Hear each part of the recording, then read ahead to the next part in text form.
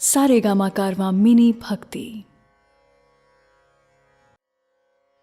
भगवद गीता अध्याय 15। दोस्तों, कौन हैं हम, कहां से आए हैं, कहां को जाना है? कभी तो यह सवाल आपके मन में भी आया ही होगा। अगर नहीं आया तो आपको सोचना चाहिए कि किस तरह की जिंदगी में आप उलझे हुए हैं। खुद के बारे में सोचने के लिए आपके पास समय ही नहीं है या इच्छा ही नहीं है। और अगर आपके मन में यह सवाल आया है तो भगवद गीता में भगवान श्री कृष्ण इसी का उत्तर दे रहे हैं। मैं शैलेंद्र भारती प्रणाम के साथ भगवद गीता का 15वां अध्याय शुरू करता हूं। जय श्री कृष्ण। श्री भगवानुवाच ऊर्ध्वमूलमधः शाखम् अश्वत्थं प्राहुरव्ययम् छन्दांसि यस्य पर्णानि यस्तं वेद स वेदवित्। कृष्ण बता रहे हैं कि हमारा ये संसार एक अविनाशी वृक्ष, जिसका पेड़ कभी नाश नहीं होता, जो कभी खत्म नहीं होता, न सूखता है न मरता है। यह ऐसा पेड़ है जिसकी जड़ें ऊपर की ओर हैं और शाखाएं नीचे की ओर, तथा इस वृक्ष के पत्ते वैदिक स्तोत्र हैं। और जो इस अविनाशी वृक्ष को जानता है वही वेदों का जानकार है। जड़ें ऊपर की ओर हैं, इसका अर्थ यह होता है कि मूल ऊपर है, यानी कि परमात्मा ऊपर है। शाखाएं नीचे की ओर से मतलब हुआ कि प्रकृति नीचे है। ऊपर परमात्मा और नीचे प्रकृति। जिसने इस बात को जाना है ना दोस्तों, उसको सब विद्या प्राप्त हो गई है, अर्थात वेदों का ज्ञान हासिल कर लिया है। और जिसने नहीं जाना, उसके लिए यह जन्म मृत्यु का चक्कर हमेशा के लिए लगा रहेगा। इसीलिए यह वृक्ष अविनाशी है। अधश्चोर्ध्वं प्रसुतास्तस्य शाखा गुण प्रवृद्धा विषय प्रबालाः अधश्च मूलान्यनुसन्ततानि कर्मानुबन्धिनि मनुष्यलोके। इस संसार रूपी पेड़ की जो समस्त शाखाएं हैं, इन्हें आप अलग अलग योनियां मानिए। यानी कि हम सब प्राणी जो अलग अलग योनियों में बटे हुए हैं। ये शाखाएं नीचे और ऊपर सभी ओर फैली हुई हैं। इस वृक्ष की शाखाएं प्रकृति के तीनों गुणों द्वारा विकसित होती हैं। जो नई कोपलें, नए पत्ते निकलते हैं, वो हमारी इंद्रियों के विषय हैं। इस पेड़ की जड़ें जो नीचे की ओर जा रही हैं, वो असल में बंधन हैं।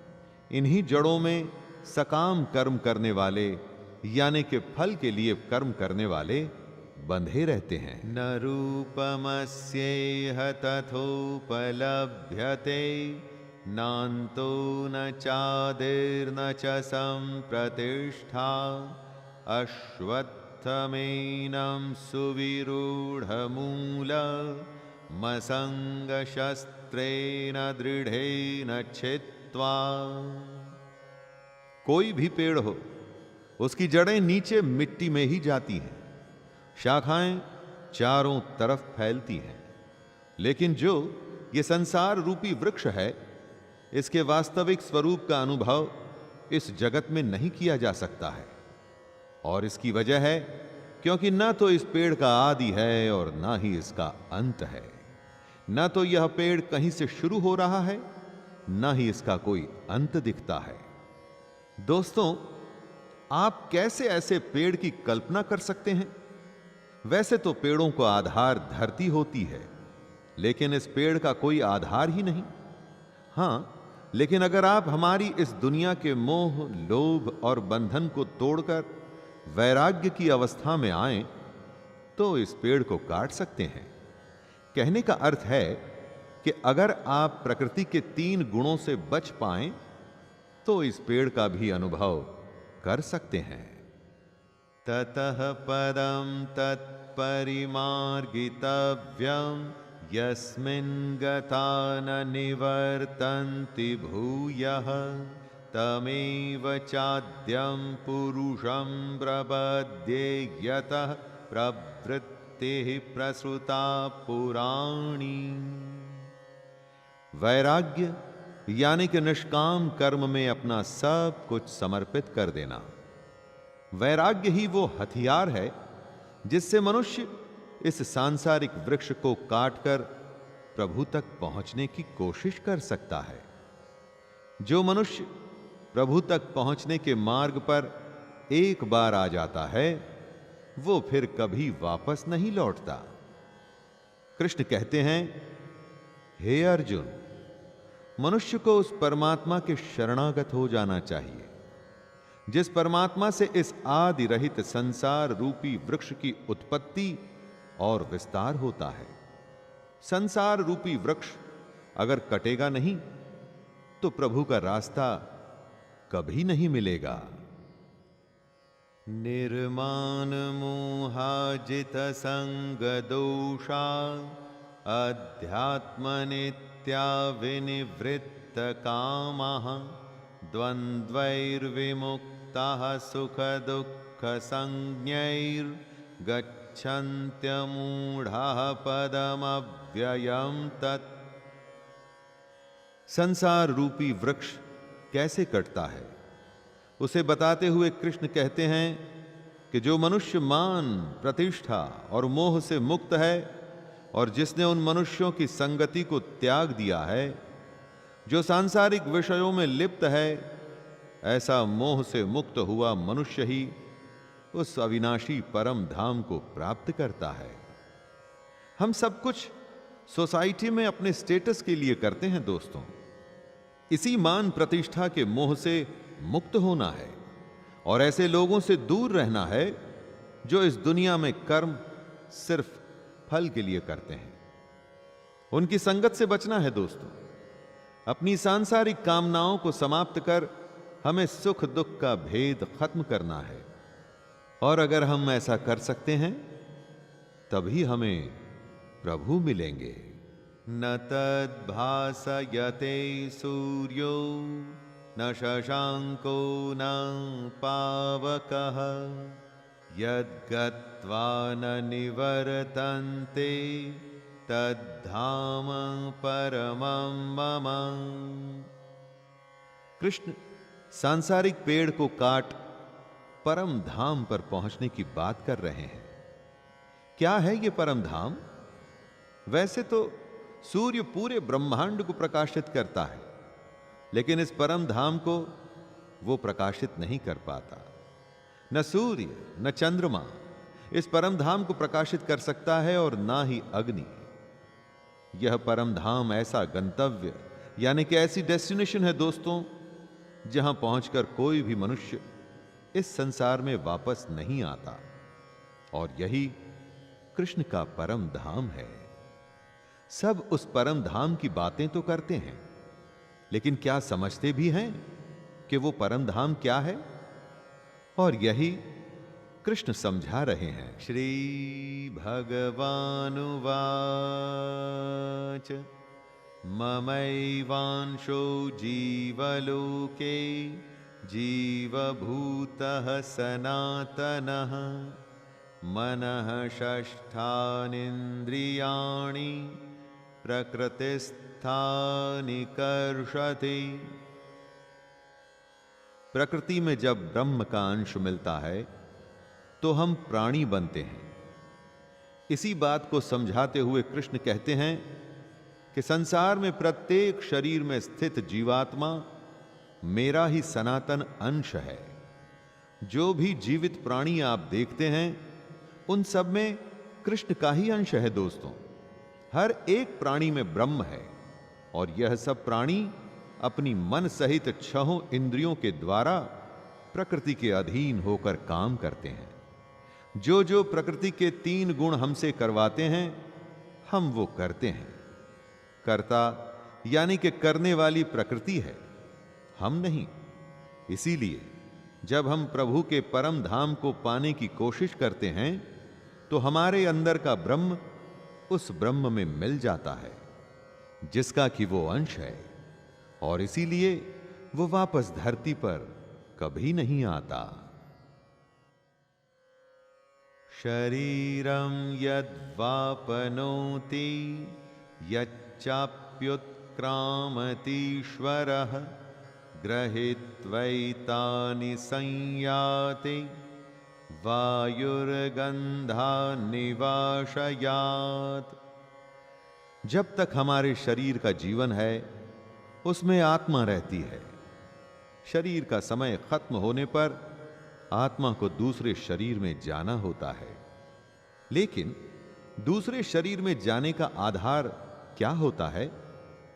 आपके कर्म, छहों इंद्रियों के कार्यों के जो संस्कार होते हैं, उसके साथ ही आत्मा एक शरीर का त्याग करके दूसरे शरीर में चली जाती है। ये एकदम वैसे ही होता है जैसे वायु गंध को एक स्थान से ग्रहण करके दूसरे स्थान में ले जाती है। जो भी आप करते हैं, सोचते हैं, उसका हिसाब किताब होता है दोस्तों। मृत्यु के समय यही हिसाब किताब आपकी आत्मा के अगले शरीर में संस्कार की तरह जाते हैं। तो जो भी करें, इस बात को ध्यान में रखें दोस्तों, प्रभु के नियम से कोई भी नहीं छूटता। श्रोत्रं चक्षुः स्पर्शनं च रसनं घ्राणं मेव च अधिष्ठाय मनश्चायं विषयानुपसेवते।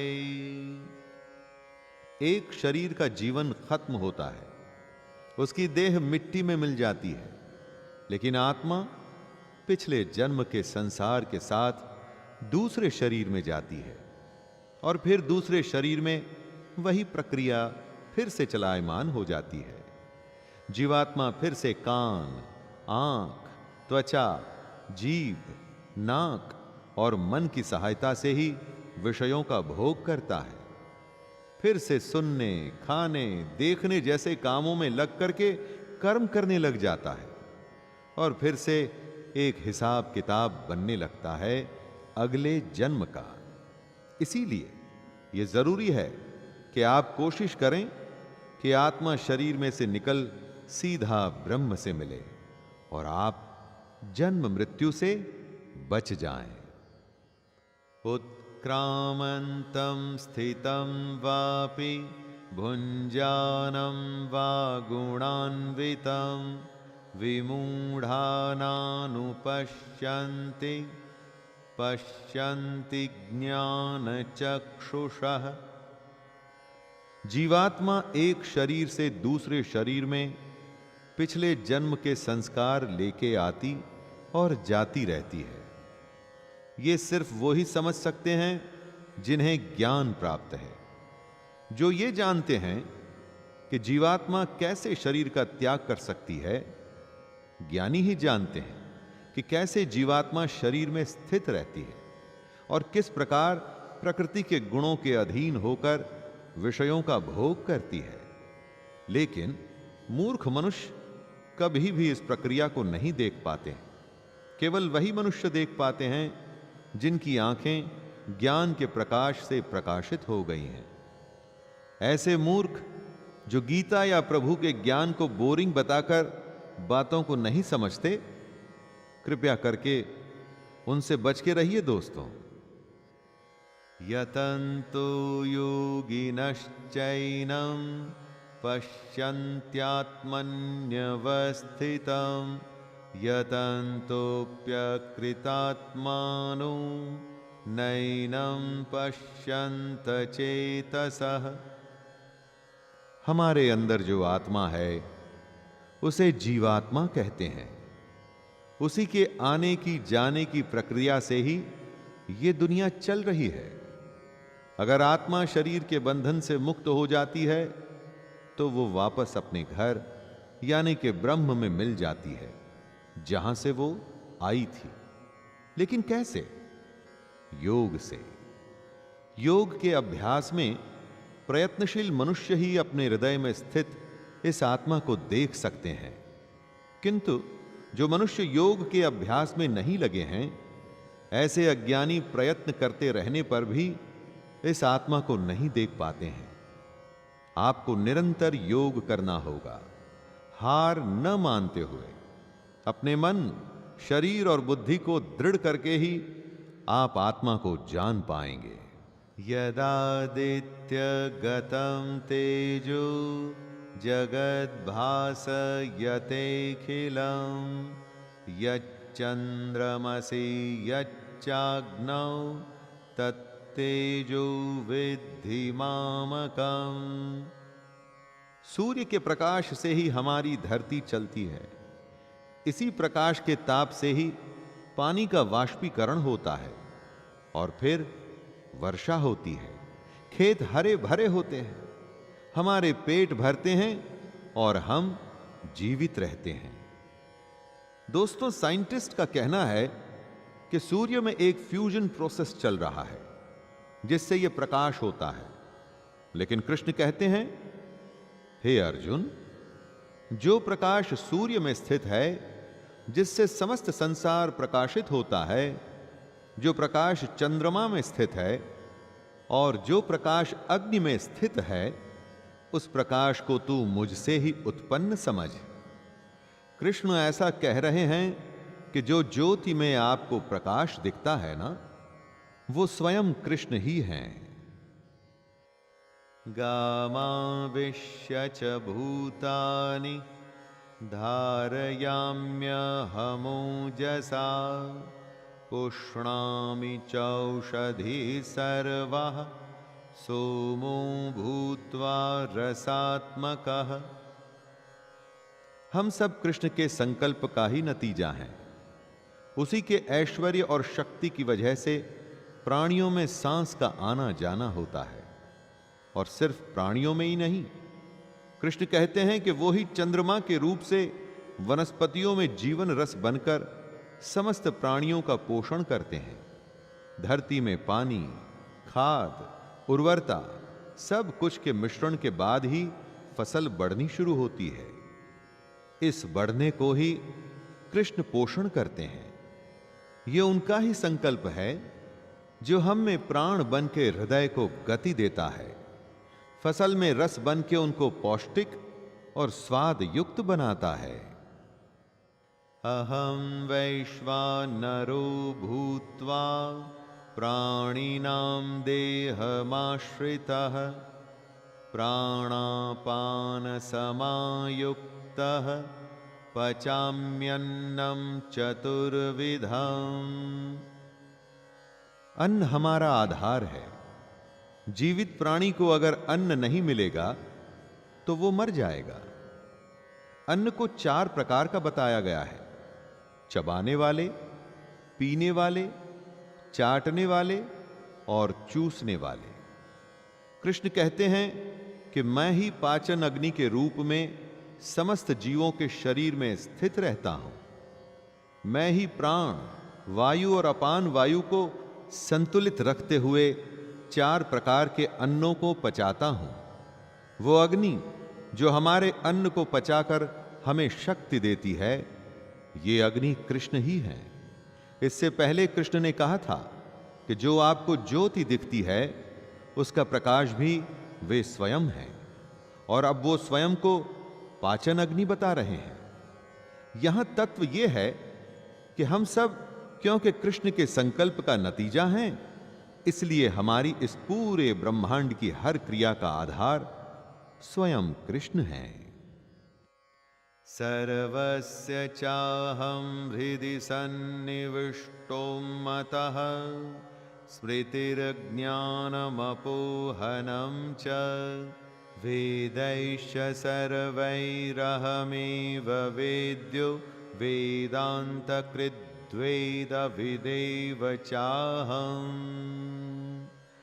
हमारे अंतःकरण में जो आत्मा है वो कृष्ण ही है। ज्ञान का आना या न आना या ज्ञान का न रहना कृष्ण से ही होता है। कृष्ण की वजह से स्मृति, विस्मृति और ज्ञान होता है।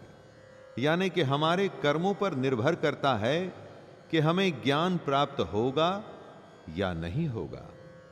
आवश्यकता के समय कई बार आप बहुत जरूरी बात भूल जाते हैं। यह विस्मृति कृष्ण के कारण ही होती है। याद आने और भूल जाने के पीछे वो ही हैं। कृष्ण कहते हैं कि मैं ही समस्त वेदों के द्वारा जानने योग्य हूं। मुझसे ही समस्त वेद उत्पन्न होते हैं और मैं ही समस्त वेदों को जानने वाला हूं। द्वाविमौ पुरुषौ लोके क्षरश्चाक्षर एव च क्षरः सर्वाणि भूतानि कूटस्थोऽक्षर उच्यते। संसार में जो भी जीव होता है एक दिन उसकी मृत्यु निश्चित है। गलत। संसार में दो प्रकार के जीव होते हैं, एक नाशवान यानी कि क्षर और दूसरे अविनाशी यानी अक्षर। जो क्षर मतलब कि नाशवान होते हैं उन्हीं की मृत्यु निश्चित है।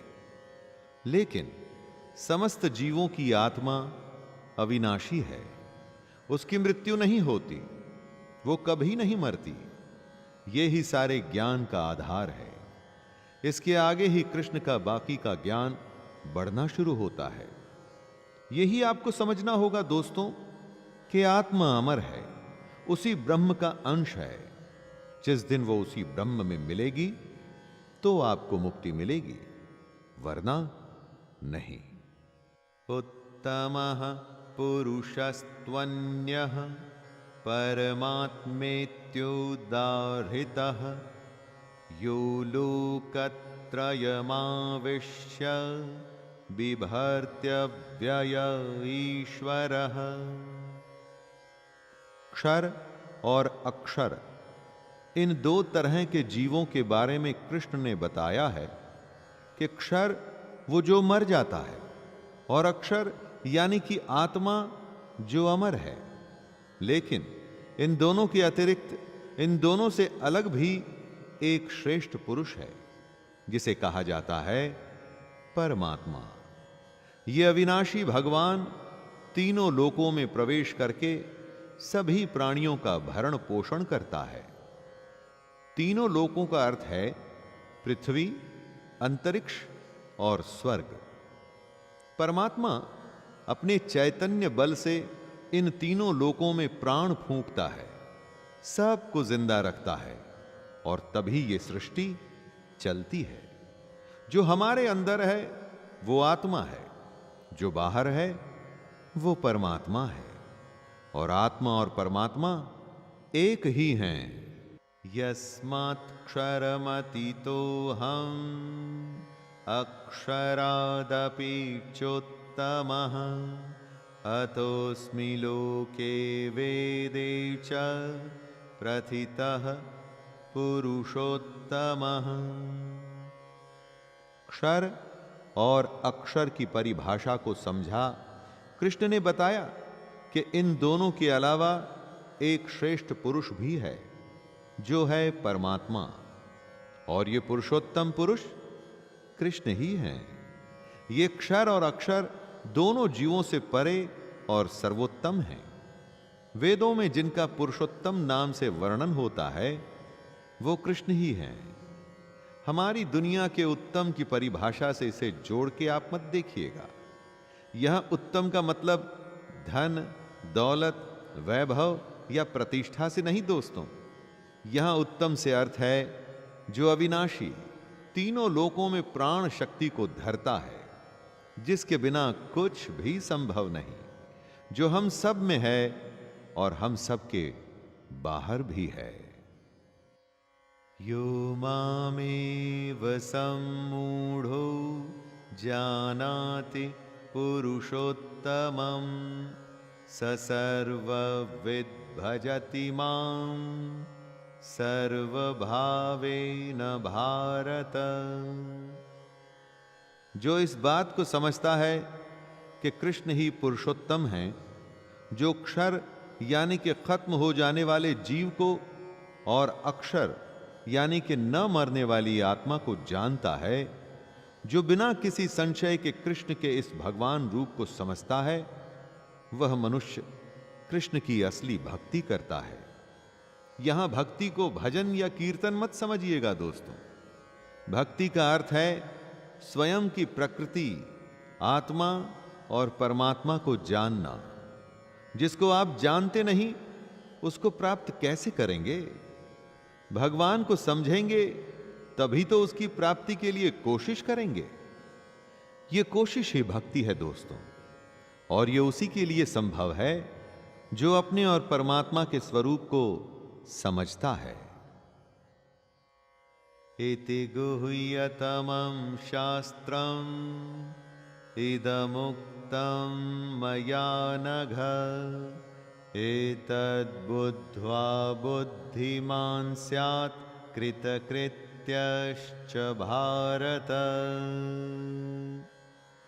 कृष्ण पुरुष, आत्मा, परमात्मा और पुरुषोत्तम के ज्ञान को शास्त्रों का अति गोपनीय रहस्य बता रहे हैं। जो इस परम ज्ञान को सही प्रकार से समझता है वह बुद्धिमान हो जाता है और उसके सारे प्रयत्न पूर्ण हो जाते हैं। भला हो अर्जुन का, जिसकी दुविधा की वजह से पुरुषोत्तम कृष्ण को गीता ज्ञान देने की आवश्यकता पड़ी, और जिसकी वजह से हमें यह मोस्ट सीक्रेट ज्ञान हासिल हुआ दोस्तों। यह अति गोपनीय इसलिए भी है कि इसको जानने के लिए किसी को पूरे वेद और सारे शास्त्र पढ़ने पड़ते, लेकिन यहां कृष्ण ने खुद को सारे वेदों को जानने वाला और साथ में खुद को ही सारे वेदों में जानने योग्य भी कहा है। इसीलिए कृष्ण ने जो कुछ भी है उसका सारा का सारा ज्ञान हमें बता दिया है। दोस्तों, पुरुषोत्तम योग अध्याय में पुरुषोत्तम कौन हैं और क्या हैं, इसके बारे में कृष्ण ने बताया। साथ में यह भी बताया कि अगर इस बात को आप समझ लेंगे तो और कुछ जानने और समझने की जरूरत नहीं पड़ेगी। यहीं पर मैं विराम देता हूं अध्याय 15 को, और फिर मुलाकात करूंगा आपसे भगवद गीता के अध्याय 16 में। तब तक के लिए अपने दोस्त शैलेंद्र भारती को आज्ञा दीजिए। जय श्री कृष्ण।